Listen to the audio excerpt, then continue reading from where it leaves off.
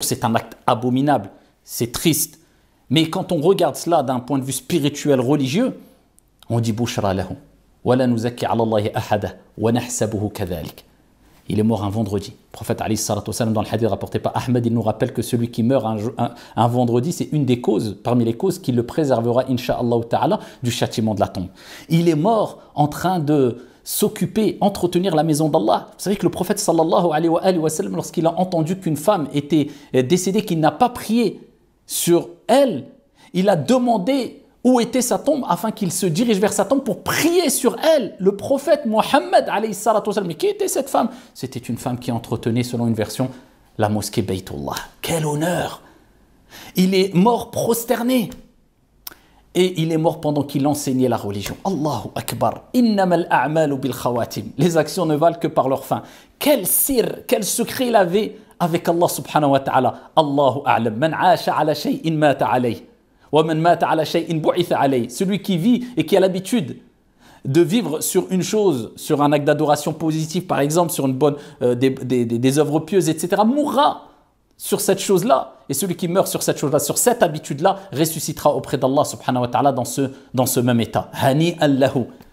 Et Allah azza wa jalla dit wa yattakhidhu minkum shuhada. Et il choisira parmi vous ash-shuhada. Il est mort dans un état de martyr, innocent. Il ne voulait de haine pour personne. Il l'a accueilli les bras ouverts. Allah l'a choisi, Allah ne m'a pas choisi.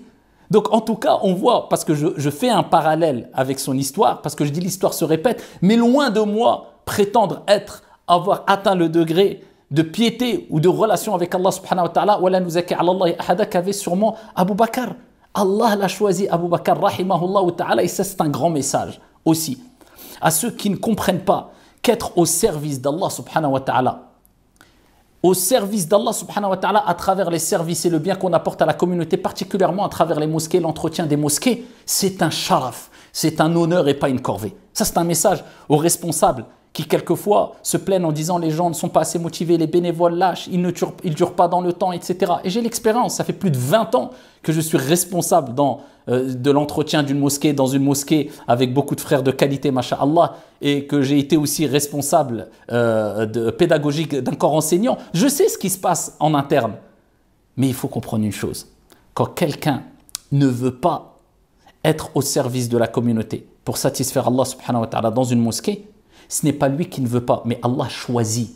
Allah crée et choisit. Allah choisit des personnes et ne veut pas d'autres personnes. Certaines personnes sont rapprochées des mosquées, d'autres sont éloignées des mosquées. Certaines personnes ont le cœur relié à la mosquée à travers les prières quotidiennes, d'autres non. D'autres, ils sont reliés à la mosquée non seulement avec les prières quotidiennes, mais avec le service qu'ils donnent à la communauté dans ces mosquées, car les mosquées sont les endroits les plus aimés auprès d'Allah Azza wa Jal. Et le prophète alayhi salatu wa sallam a dit Ahabbun nas ila Allah Azza wa Jal anfa'uhum linnas. Les personnes les plus aimées auprès d'Allah Azza wa Jal, ce sont ceux qui sont les plus utiles auprès d'Allah subhanahu wa ta'ala. Rahimahullahu rahmatan wasi'a. Je ne sais pas quelle relation il avait secrète avec Allah subhanahu wa ta'ala, walakin rahimahullahu rahmatan wasi'a wa nas'alullaha lahu al-firdaus. Et on demande à Allah subhanahu wa ta'ala de lui accorder al-firdaus. La troisième des choses, c'est que j'entends le désarroi de beaucoup de musulmans à travers ce qui m'est arrivé à l'époque, puisqu'il y a eu quelque part un certain silence assourdissant, exaspérant quelquefois, venant d'ici et là. Je ne rentre pas dans les détails, je ne veux pas mettre en avant ma propre personne, mais prenez l'habitude de ne pas attendre la reconnaissance des gens, ou qu'on compatisse avec vous forcément sur les plateaux TV. Vous allez gagner quoi à cela? Alors, je ne généralise pas. Je ne dis pas que personne ne compatit avec la communauté musulmane, que tous les journalistes en ont rien à faire, etc. Mais, une grande majorité, on l'a très bien vu, on le sait, on appelle un chat et on ne va pas se voiler la face. Ils en ont strictement rien à cirer, pour rester poli, strictement rien à faire. Je me souviens quand il m'est arrivé ce qui m'est arrivé, non seulement on n'a pas compati avec moi, et d'ailleurs vous avez vu, j'en ai à peine parlé, hein, mais en tout cas, non seulement on n'a pas compati avec moi, mais on m'a même fait passer pour je ne sais qui. Oh, c'était l'imam qui avait dit ça, presque au bienfait pour lui, alors que j'étais encore sur mon lit d'hôpital et j'avais encore 3 balles dans le corps qu'on ne m'avait pas retiré. Rien à faire. Donc on voit que beaucoup ne respectent pas, je ne généralise pas encore. Beaucoup n'ont plus ce respect, n'ont plus cette compassion, ils n'en ont rien à faire. Mais pourquoi? Il ne faut pas jouer les victimes et pleurer et continuer à mendier quelque part une forme de respect de certains, encore une fois je ne généralise pas, ou de compassion. Non, le respect se gagne. Le respect se gagne.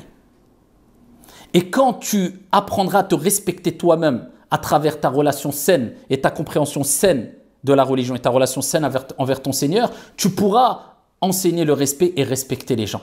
Et à ce moment-là, tu seras respecté. Mais on a brûlé les étapes, qu'on le veuille ou non. On a vraiment une déficience quant à notre relation les uns envers les autres, même au sein de la communauté. On voit très bien qu'il y a beaucoup d'irrespect entre nous, les musulmans.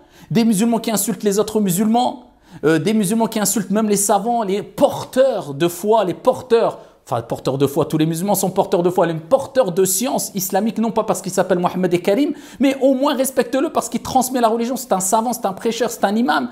Eh bien, on voit maintenant même des faussaires, certains qui sont dans la perversité, insulter les imams et les gens les applaudissent. Après, on veut qu'on nous respecte, ou des gens qui ne font pas partie de la communauté musulmane nous respectent, ou on s'étonne, plutôt pour être précis, que certains ne faisant pas partie de la communauté musulmane ne nous respectent pas. Mais subhanallah, inna Allah la yughayyiru ma biqawmin hatta yughayyiru ma bi anfusihim. Allah ne change pas l'état d'un peuple tant que le peuple ne change pas son propre état. Regardez la relation qu'il y a entre nous. Alors attention, je ne dis pas qu'il ne faut pas condamner s'il y a un acte blâmable qui est accompli même par un porteur de science, un imam ou un prêcheur. Il faut le condamner parce que les imams et les prêcheurs doivent être des références. Ils ne sont pas infaillibles. On ne cherche pas leurs défauts de jour comme de nuit, mais ils doivent être des références, ils doivent être plus exemplaires que les autres normalement et porter une certaine muru'a et une certaine haïba, charisme qu'ils doivent maintenir parce que ça va influencer quant à la relation qu'ils auront avec les fidèles et avec les gens et avec les élèves, etc. Donc quand il y a un mal, il faut le condamner, mais de généraliser. Et de voir maintenant l'irrespect. Alors je me rappelle à une époque quand on voyait des religieux ou des tablirs là, qui sortaient fils Abillah, qui venaient dans les quartiers, on avait honte, on baissait la tête, on voyait un imam, pour nous c'était... Et maintenant, même tu vois l'influenceur et le gamer qui parle d'un imam comme si c'était je ne sais quoi, et après on dit ouais, il ne nous respecte pas. Mais on récolte ce qu'on a semé. Il est temps de se réveiller. Omar ibn al-Khattab radiyallahu anhu warda, il était dans la mosquée pendant la prière de l'Fajr, et il a été tué, poignardé ici par Abu Lu'lu al-Majusi. Et quand il a été poignardé pendant sa prière, qu'est-ce qu'il a demandé, Omar ibn al-Khattab? Qui est-ce qui m'a tué? Allah. Pourquoi?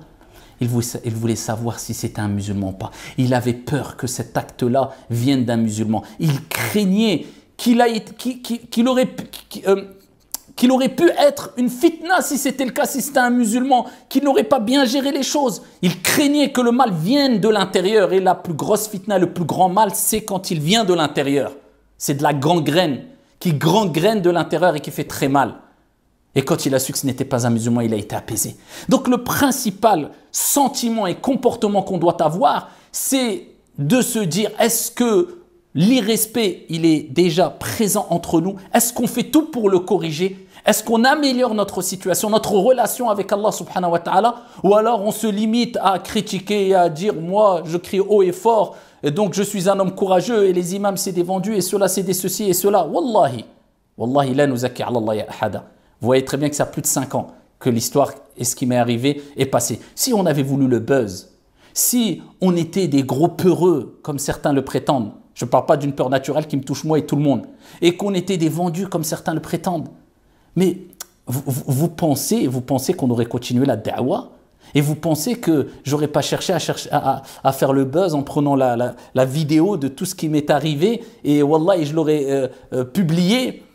Et je pense que j'aurais fait la une même sur CNN et je ne sais où, et dans les 4 coins du monde, tellement que la vidéo est impressionnante. On a essayé de passer ça, à tort ou à raison d'ailleurs, un peu, voilà, comme si c'était quelque chose de pas trop grand, par crainte que les gens pensent qu'on voulait pleurnicher ou je ne sais quoi encore. Si on avait peur, comme certains le prétendent, parce qu'on ne crie pas aussi fort, par exemple pour la situation de la Palestine, on l'a dit et on l'a répété, le monde entier est au courant. On est contre le fait que nos frères et sœurs et des innocents soient, peu importe leur confession, et particulièrement en Palestine, privés de boire, de manger, et qu'ils soient tués injustement. Tout le monde l'a dit, on l'a dit. Mais parce que toi, tu cries encore plus fort sur les réseaux derrière un pseudo, quelquefois, je ne sais d'où il vient et on te connaît à peine. Et parce que tu cries plus fort, ou alors tu montes sur un mimbar, tu dis nous, on n'a pas peur, on n'est pas des hypocrites, on est des hommes, on condamne. Tu crois que parce que toi, tu cries plus fort, tu es meilleur auprès d'Allah Azza wa Jalla, tu as changé quelque chose à la situation et ça te permet de critiquer des gens qui n'ont pas crié aussi fort que toi sur les réseaux. On en est là.